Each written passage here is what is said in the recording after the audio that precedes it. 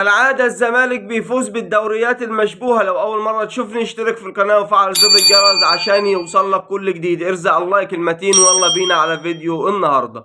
فيديو النهاردة عن تتويج الزمالك بالدوري المصري، الزمالك العريق، الزمالك الكبير اللي نفسي أشوفه بياخد دوري بمجهوده، الزمالك المصري اللي دايما في مساعدات ودايما تلاقيه بيدعي المظلومية وبيدعي المؤامرة عليه. الزمالك بيفوز بالدوري المصري بعد ما محمود وفا ما حسبش ضربة جزاء للنادي الاهلي في ماتش سيراميكا وعطل النادي الاهلي من المنافسة. محمود وفا اللي امبارح بيحسب ضربة جزاء في ماتش بيحكمه ما بين منتخبين في بطولة تحت 17 سنة، بطولة دولية تحت 17 سنة. امبارح بيحسب ضربة جزاء نفس ضربة الجزاء اللي ما حسبهاش للنادي الاهلي. حكم ماشي بمعيارين اتنين، حكم ماشي بمبدئين اتنين، ازاي يحسب دي وما يحسبش دي؟ وسبحان الله الكورتين نفس بعض، الكورتين هم سبحان الله. علشان كده احنا بنطلب من ادارة نادي الزمالك ان هم يسموا الدوري دوري محمود وفا. او استنى معايا، الزمالك كسب الدوري بمجهوده، ايوه بمجهوده، حتى هو ده مجهوده. الزمالك بيكسب بعد ما ضربة جزاء سيراميكا بتضيع امبارح. احمد بالحاج بكل رعونة وبكل تفويته وبكل حلاوة بيغمز لمحمد عواد عن الزاوية اللي هو هيشوط فيها علشان محمد عواد يصد ويطلع هو البطل في الاخر، ومحمد عواد يكسب نادي الزمالك الدوري. الزمالك المزيف، الزمالك بتاريخه المزيف يحب يفرح بالدوري ويحفل على الاهلي بالذهاب للكونفدرالية. ايوه الاهلي راح كونفدراليه، لكن الاهلي لو حب ياخد اي نصيحه في الكونفدراليه او حب يسال عن بطوله الكونفدراليه فهو مش هيلاقي حد يساله غير نادي الزمالك. نادي الزمالك اللي بقاله 3 4 سنين مرمي في الكونفدراليه ويا ريته بيكسبها كمان. نادي الزمالك اللي لسه من يومين اتنين كان بيعيط بالدموع على الكونفدراليه. نادي الزمالك اللي جماهيره كانت ماليه الملعب في نهائي الكونفدراليه يوم السبت اللي فات، وكانوا كلهم قاعدين يعيطوا علشان ما كسبوش الكونفدراليه. نادي الزمالك اللي كانت جماهيره ماليه الملعب وبتقول بالدم بالروح افريقيا مش هتروح في نهائي الكونفدراليه امام اتحاد العاصمه، وفي الاخر راحت وما كسبوهاش. نادي الزمالك اللي رايح دور الابطال، وبسأل من دلوقتي الزمالك هياخد الرخصة الافريقية ولا لا، وهنتكلم فيها دلوقتي. الفار الزملكاوي طلع من جحره، الفار طلع من جحره وصوته عالي.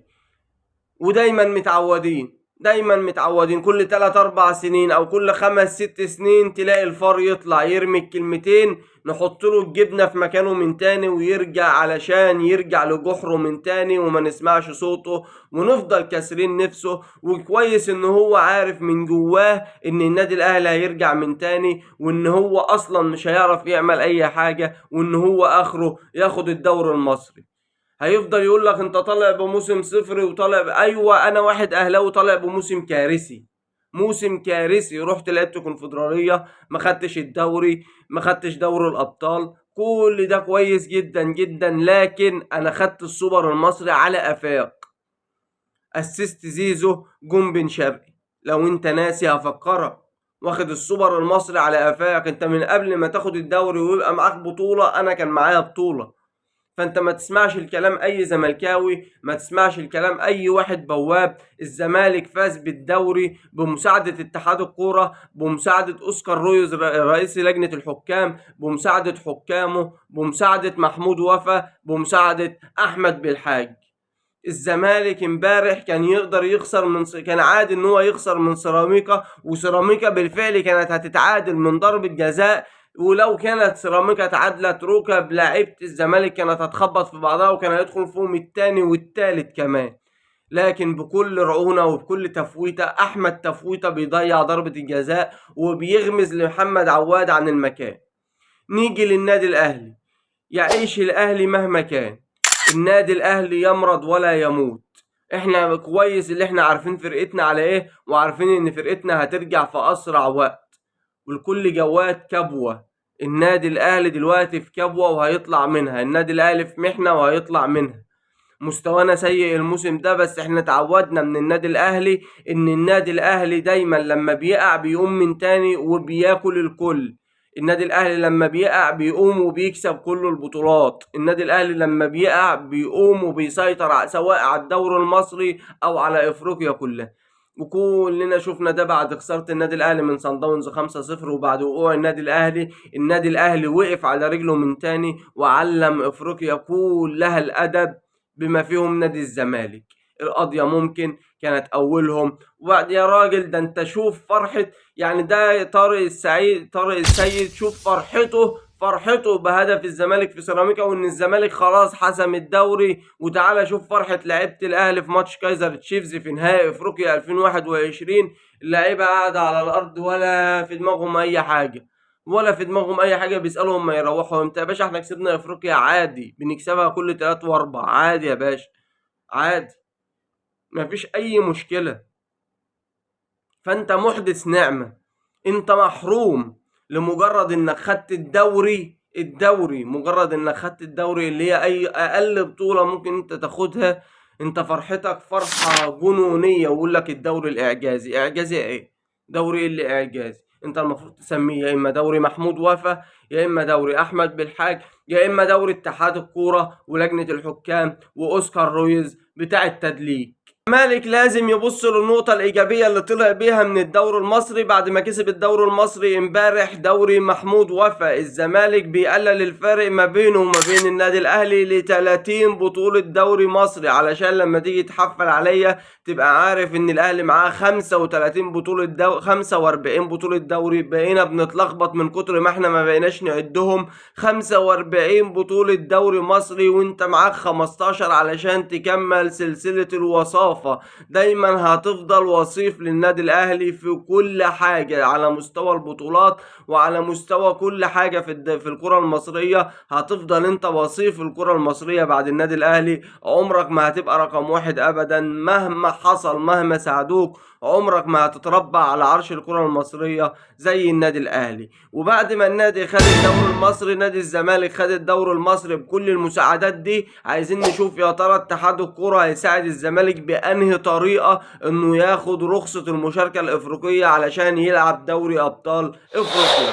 الكاف بعت للاتحاد المصري وقال ان اخر فرصة ان الفرق تاخد رخصة المشاركة في افريقيا هو يوم 30/5، يعني فاضل 9 ايام. يا ترى ازاي الزمالك هيحل 18 قضية في 9 ايام بمبلغ وقدره؟ وزي ما احنا قلنا قبل كده ان حسين لبيب بيتوسل لهنا بريدة انه يحل المشكلة دي. يا ترى بقى اتحاد الكورة هيقف مع الزمالك في دي كمان؟ هنشوف. والاهلي متربص لاتحاد الكورة والزمالك، والاهلي احتمال يرفع قضية للفيفا والمحكمة الرياضية الدولية لو اتحاد الكورة ساعد الزمالك في الامر ده بالذات، لان الزمالك ما ينفعش انه يشارك في دوري ابطال افريقيا من غير ما ياخد الرخصة الافريقية، ومستحيل انه ياخد الرخصة الافريقية. فبذلك الاتحاد المصري قاعد بيفكر وهيشوف هيحل المشكلة للزمالك ازاي. عقل الزمالك اصلا اللي بيفكر للزمالك هو الاتحاد المصري. الاتحاد المصري هو اللي بيفكر للزمالك في كل مشاكله، هو اللي بيفكر للزمالك في كل حاجة. وده دليل ان الدوري اللي الزمالك خده هو دوري مشبوه. كل الشكر امبارح لجماهير النادي الاهلي العظيمة، الجماهير اللي كانت موجودة في المباراة وكانت موجودة من قبل المباراة ب3-4 ساعات علشان تشجع النادي الاهلي في رسالة واضحة ان احنا بنشجع النادي الاهلي مش عشان اي حاجة، احنا عشان احنا بنحب النادي الاهلي وبنعشق النادي الاهلي. جماهير رايحة ورا الفريق ده نسبة حظوظه في الدوري كانت 1%.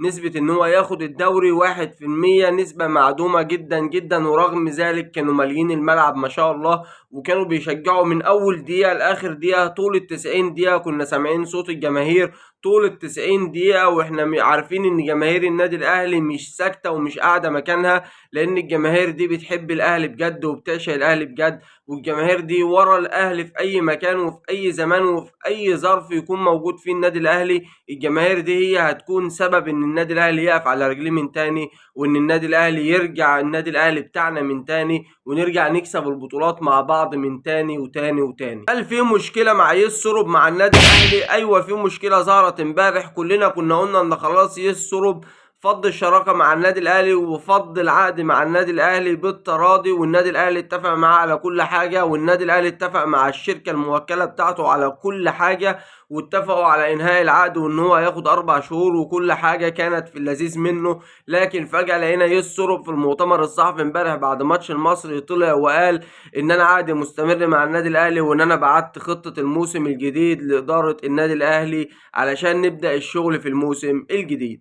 طب يا عم سورب انت مثبت فيها ليه؟ الجماهير مش عايزاك، نتائجك وحشه، خسرتنا الدوري، لعبتنا كونفدراليه، وديت الزمالك دوري ابطال، انت محتاج ايه تاني اللي انت تقعد عندنا؟ انت عايز تلعبنا دوري ابطال كل سنه بقى، ولا عايز تلعبنا كونفدراليه كل سنه؟ ومعلش بقى انا لما بقول دوري ابطال انا متعود على كده، دايما احنا متعودين ان احنا فوق قوي، فلما بننزل درجة وحشة ما بنحسش قوي، بس يعني واحدة واحدة هنتعود على الكونفدرالية. ادخل اكتب لي بقى في الكومنتات كونفدرالية، ايوه انا هلعب مع البط الكيني. فانت عايز ايه يا عم يسر؟ يعني انت عايز ايه يا عم؟ امشي يا عم وريحنا يا عم، امشي وريحنا. كده كده الاهلي هيستنى لحد يوم 30 يونيو لو الامور فضلت زي ما هي كده وفضل مثبت في دماغه ان هو ما يمشيش. الاهلي هيفضل لحد يوم 30/6 وهيمشيه من اول يوم 1/7، هيفسخ العقد معاه وملوش حاجة عندنا وبالسلامة بقى يا عم.